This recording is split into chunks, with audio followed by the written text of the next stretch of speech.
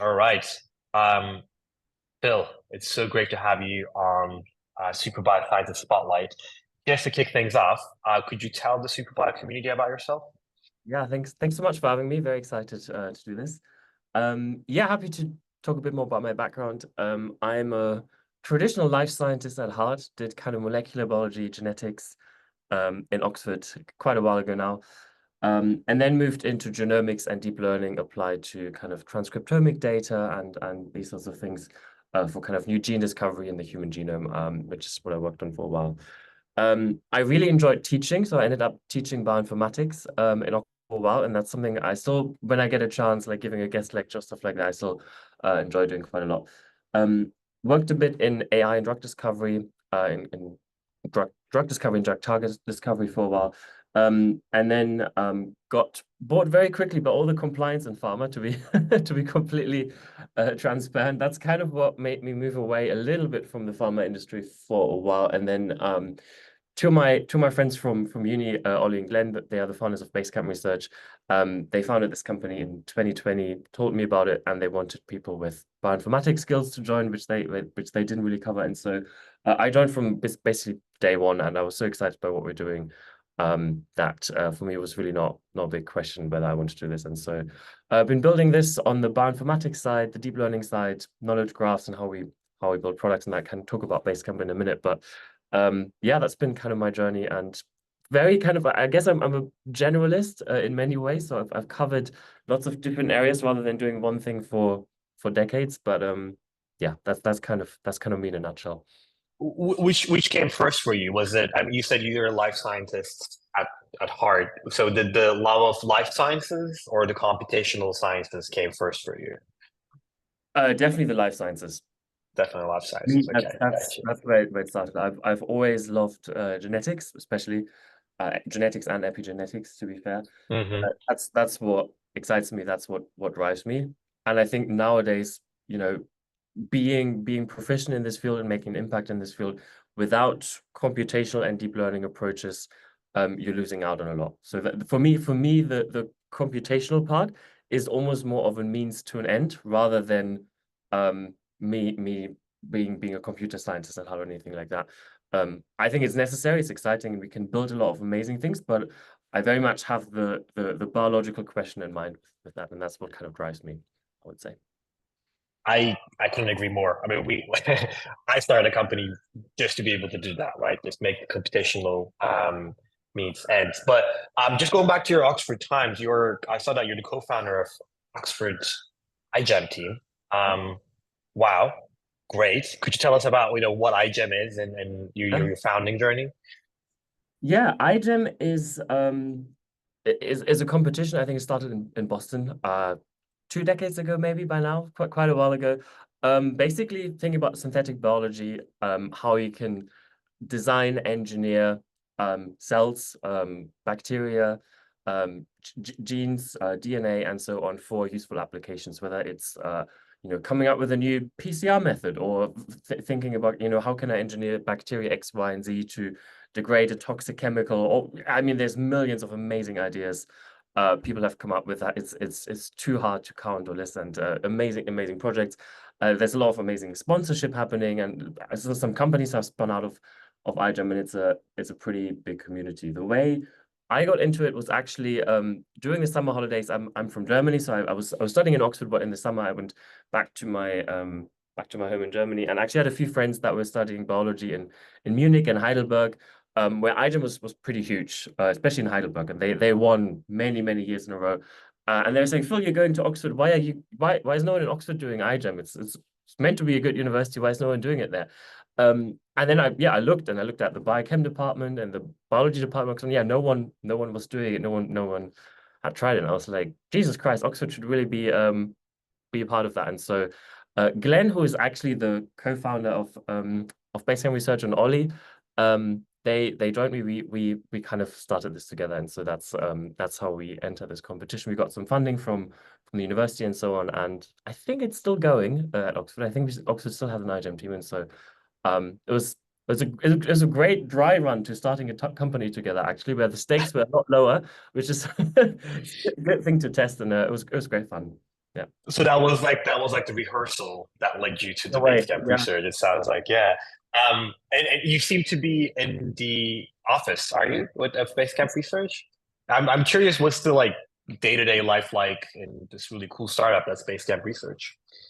Yeah, it's very vibrant. We're working very hard. I think one thing that I'm enjoying in terms of the day-to-day life at this company is we're all vastly different people with vastly different backgrounds, vastly different skills. You have some people planning a diving expedition in the Antarctic next to someone who is optimizing hyperparameters and weights and biases, and like people literally doing vastly different things, working at the I don't know the other end of the world because they are getting a permit to do some sampling on a I don't know island in the Atlantic, and someone else yeah looking at language model performance. And so it's quite a mix of skills and backgrounds and performance, but there's always a big buzz in the office, and yeah, meetings happening, people coming to visit us from one of our partners. Next week we have people from Cameroon visiting us. We've announced a partnership with them. We're working with leaders in the AI space. Nuilia, one of our advisors, she was the first person to build a protein language model. She's doing a hackathon with us in a few weeks. So it's always busy here, but it's good fun. I mean, it sounds like an incredible place to work at with some incredible people who happens to sound like wear many hats. And speaking of which, when I looked at your career, um, I saw that you also throughout hold many different positions like business development and data scientist and lecturer and CTO. And I wonder what made you wear so many hats over the last few years. I don't know, maybe it's a pathological lack of consistency in my life. Maybe that's one reason. No, I think one thing, this is just a very personal preference. One thing I do not like is doing something very narrow and specific for a long amount of time. I like being a generalist. I also, and I think more linked to this, I really enjoy bringing together different domains, different research areas to work on something. I think multidisciplinarity is something I care about very deeply. And this is something that we're living here at Basecamp, where we have on the same problem, we have bioinformaticians, deep learning scientists, engineers, and protein engineers working on something with people with vastly different skills, and actually unifying and harmonizing different research areas to work on one problem is something I really enjoy. And that's actually something that I'm really glad I had the chance to have this kind of journey, try out, whether it was in big pharma, small pharma, deep learning, bioinformatics, business development. I'm really glad I had a kind of generalist journey that brought me here, because that's something that I'm leveraging a lot in my role at the moment. I'm I'm curious as someone who also um, gave a few lectures, albeit through webinars and online. I wonder how was your experience giving a lecture at Oxford, if I'm not mistaken, and what are some of your learnings from there? The first one is, even though I give the lecture, I still learn a lot. That's actually one great advantage. Is like, and there's tons of people saying this. Like one great way of learning something is if you start teaching it, and that's something that I always appreciate. Is that I never stop learning about a field or domain. Um, there's two main things. I think one thing that's always or that I always really deeply care about is what drives people and what are people motivated by, including students. Some students already have their career in mind, and they say, I want to be, a top researcher on this topic, on, I don't know, engineering antibodies for, this indication or whatever it might be. And then they're very specifically driven by that. And that's how you can grab a student's attention. Some people have no idea what they want to do, but they just want to know everything. And they are just inherently curious. And that's as amazing. And so taking a student's or, audience's attention and what drives them, and then telling them a story about, why is this field relevant? Why is this relevant to what they're trying to accomplish? Why is this relevant to their future careers? And thinking about that is something I think is super exciting.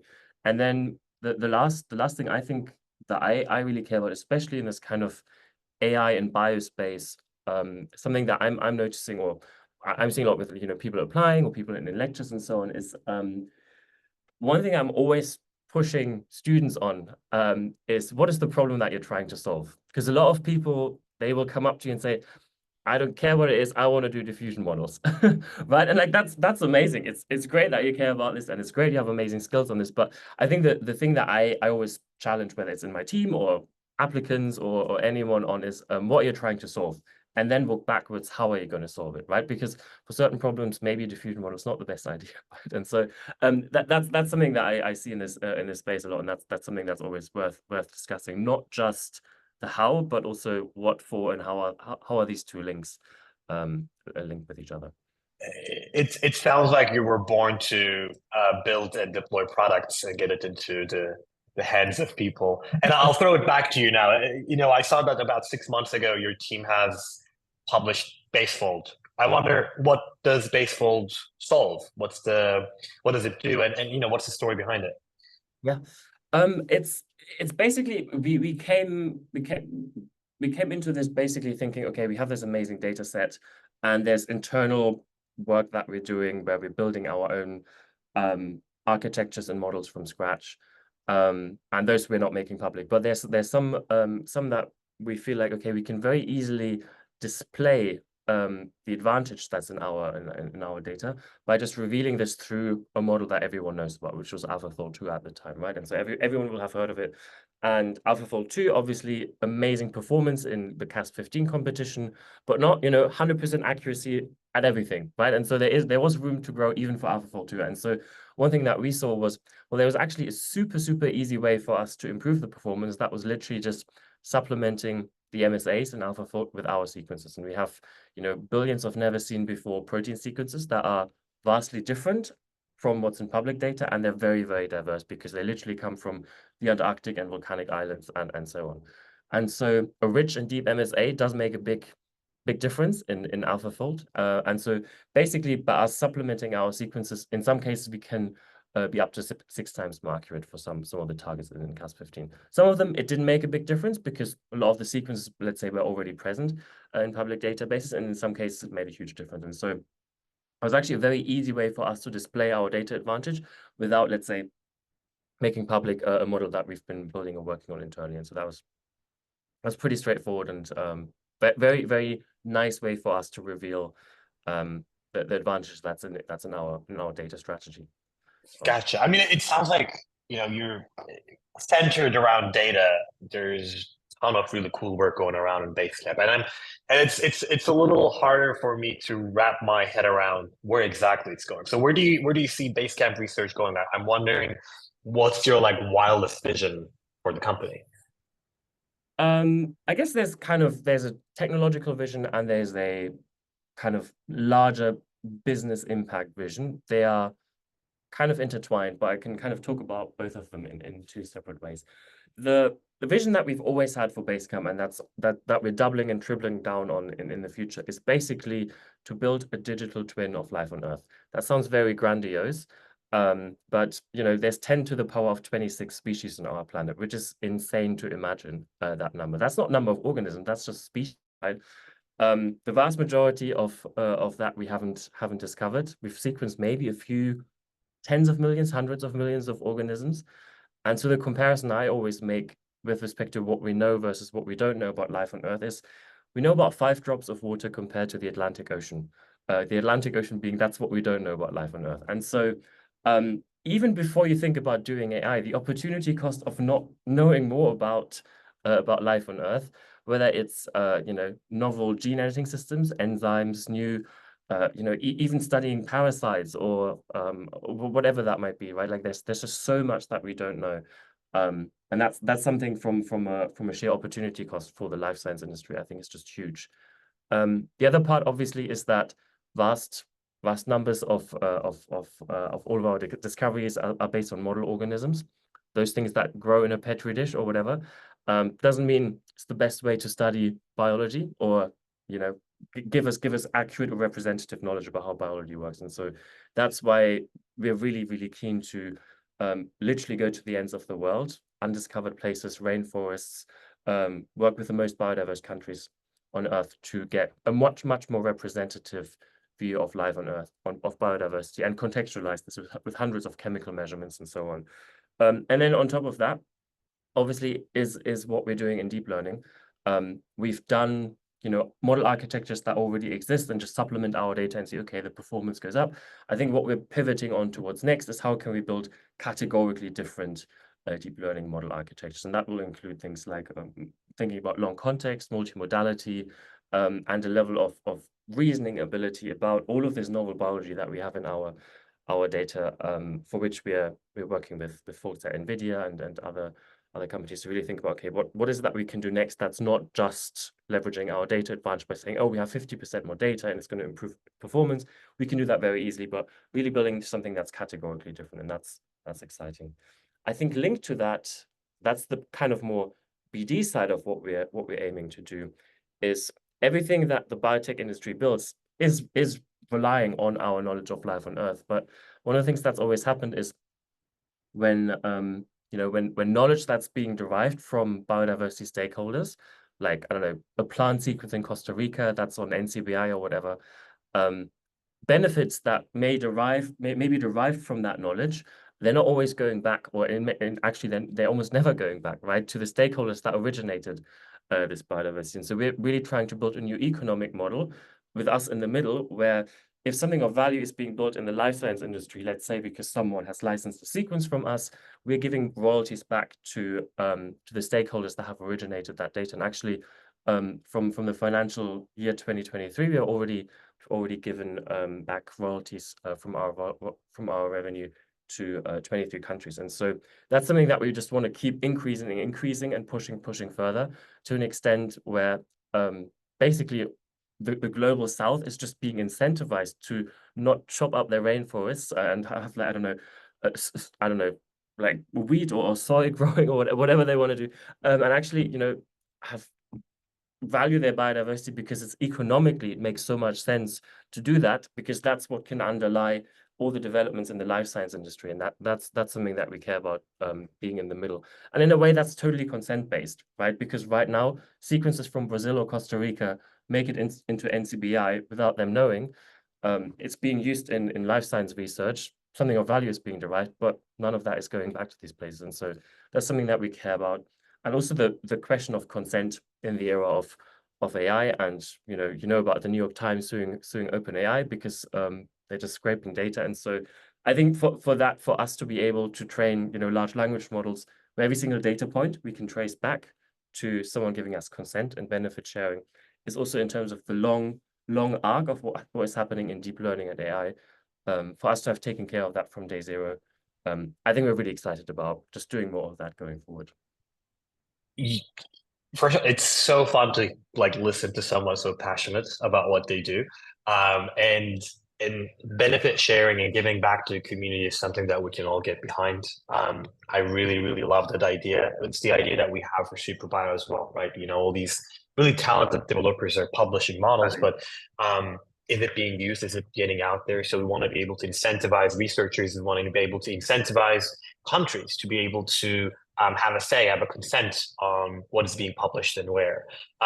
So it's incredible, but I'm also want to zoom really in terms of time scale. I'm curious, that's the wildest vision. And as you're getting there in your day-to-day work, what makes you want to pull your hair out? What's your biggest bottleneck, right? And I'm curious who or what helps you with that bottleneck as from day to day.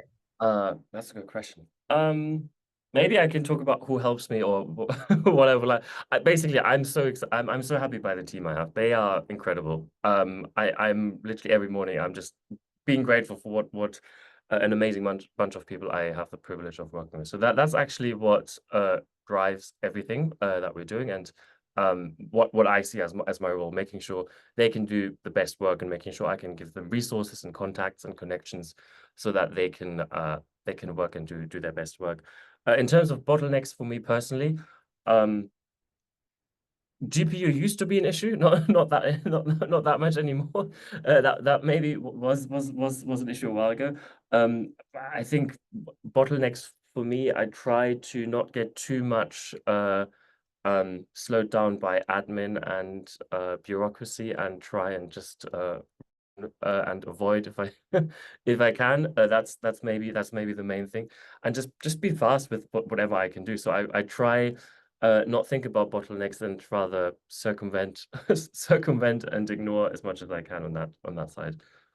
Just full on startup mode. And don't worry about admin. That's what CEOs are for, right? But but okay, excellent.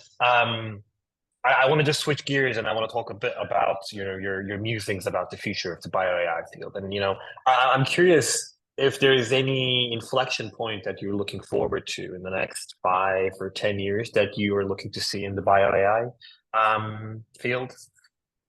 I think one thing that one area that I find very interesting is this space of kind of wearable devices, which is not really that related to, let's say, like our space of large language models on sequences and so on. But I think one synergy that we are going to see at some point in the next maybe 10, 15 years is how we can leverage generative AI for a therapeutic or diagnostic use case and do something with the patient in real time, right? And so like these movements at some point, there's a lot of technological development in monitoring in wearable devices and obviously in generative AI, whether it's protein design, antibody design, for diagnostics, therapeutic applications. I think at some point these two worlds will collide and culminate into something that may allow us to do something in real time, where you have a wearable device, you monitor something, and it's synthesizing a specific antibody, a specific glucose sensor, whatever it might be, and will give you a readout or maybe even something therapeutic in real time. And I think that's something that I think is fascinating. I can't promise you how the underlying technology for all of that is going to work, but that's kind of where I see this journey going. And I think that's going to be really exciting moving forward. It's probably going to be hard to do in Europe with all the regulation. We'll see what happens, but Tons, both around data and around patients. There's tons of regulations in there. Same in the US, but not as strict, I suppose. Okay, I mean your journey is like extremely exciting so far, and I hope it stays that way. And I'm curious, looking back on this journey, what advice would you give to like researchers that are looking to make similar waves in the emergent bio AI field? Yeah. I think the main one I have is find something that you really care about. It's so much easier to work hard if you care about it. I mean, I have friends that work in, I don't know, but I'm not going to name the profession, but you can imagine some of the professions where they work until, I don't know, 2 a.m. every night and they hate their jobs and it's not fun. I don't mind working late or working long or working on weekends or whatever, but I really enjoy what I'm doing. And so that makes everything much easier. So even if you think that space that you're really passionate and interested in isn't the most impactful or relevant space, by caring about it, you can make it impactful, right? Like gene editing was derived from studying bacterial immunology. People back then didn't think this could revolutionize therapeutics, right? It was considered like a very niche academic space, but people were passionate about it. They published amazing research on this, and now it's, in therapeutics, it's one of the most exciting fields for a while, right? And so like because people cared about it and they made it relevant, that's something I feel very strongly about. And it's just much easier to work hard and be passionate if you care about something. So that's my advice, I would say. And I think the opportunities are so endless and so big in scale in life sciences. It's like even though those remote corners of unimpactful sides of science can easily become impactful in the longer run. So I completely agree. I think that's great advice. It's easier said than done to find something that you really, really love and do it with people that you really, really like. But I'm curious also about your sort of musings. This is our signature question that we ask to everyone, and we do it because we often talk to optimists, but we want to make sure that everyone's head is in the right place and everyone's heart is in the right place as we're building these really advanced technologies and giving it to the hands of people. And I'm curious if the year was like 2020, 2200, 2022. What did AI do? It's like 200 years from now. What did AI do to our lives? Are we living forever, or is it more of a 1984-esque world? Well, maybe it's both. I guess they're not. I don't know. They're not mutually exclusive. You're right. Yeah. I don't know. That's I find it hard to imagine what's happening in 20 years, let alone in 200. Um, I guess we will be inhabiting, much more corners of the solar system and the universe. I guess that's probably happening. Um, that's I can't remember the name of the philosopher, French philosopher, who said space travel is what's going to enable humans to live forever. I think that's probably true. The role that AI plays in that, I I mean, it can do that on many different ways, right? Whether it's on the biological and the therapeutic side of things, but also much more advanced reasoning capabilities and decision making. I think that's the big kind of next leap, right? Where it's not just on a generation task based on pre-training on data X, Y, and Z, but where it really makes an impact on decision making, reasoning, planning, and so on. And so that's I leave that to the folks at Stanford to figure out, not us, but that's kind of where I see this going, right? And so that's where it will make a big difference in the next, I don't know, 100, 200 years. I Yeah. don't have the most Um, sophisticated answer, I'm sorry. no, I mean, I'm just, it's always fun to hear people's Yeah. answers. I'm always curious, when are we gonna get the AI models to do our own job so we can all relax a little bit and do whatever do whatever we want to do. I But think, um, yeah. yeah, Also, I mean, I one thing I'm always looking back to, I think in 2016, and I love Geoffrey Hinton. I think he's an icon and he's one of the most amazing people I look up to. But he said in 2016, no one should do a radiology degree, right? In 4 or 5 years' time, all the radiologists will be replaced. And I think this is the other part with AI, right? Like in some cases, maybe it will remove jobs, but in many cases, it will just enhance jobs and just make, a radiologist have a 99% hit rate on detecting something and not a 92%, right? And so that's the other part that I think AI is not just about replacing, it's also just about enhancing, right? What we can already do. And so that's um maybe to reduce some of the, maybe not fear mongering, but some of the concerns I think can also be addressed in that regard. I think I'm really glad that in a very short amount of time, that is the frame that all of the smart people that I talked to started thinking, rather than thinking about enhancement rather than replacement. But because you said they've been saying, not just 5 years ago, like for the last 2 decades, they've been saying that all the pathology, like radiologists, were going to be replaced by AI models, but we still So have of them. radiologists. We still have a lot of radiologists, and they're doing a Yeah. great job. But um, this has been fantastic. I want to end with hearing about what's next for you, Philip. What do you see in the horizon for yourself? Um, in the short term, a lot of hiring. In the long term, basically, I want to reach out a lot more to domains outside of the life science industry and think and hear how they think about AI.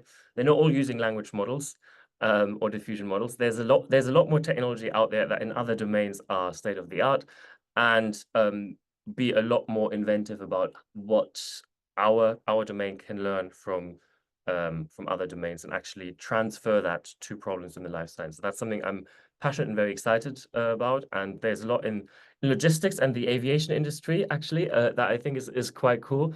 If you think about, like mapping, monitoring cell biology and the mess of what happens in the cell. And like there's lots and lots and lots of cool technological development happening outside the life science industry that I think will be really beneficial for all of us to keep an eye on. And that's something I'm planning to do a lot more of in the next few years. That sounds wonderful. I mean, we should maybe have another interview to talk more about the ties between aviation and life sciences, maybe in a year or so. But listen, it's been so good to have you on Superbio Thanks so Scientist much for Spotlight. this. Thank you so much for joining. Yeah, Yes. Thank you. absolutely. All Cheers. right.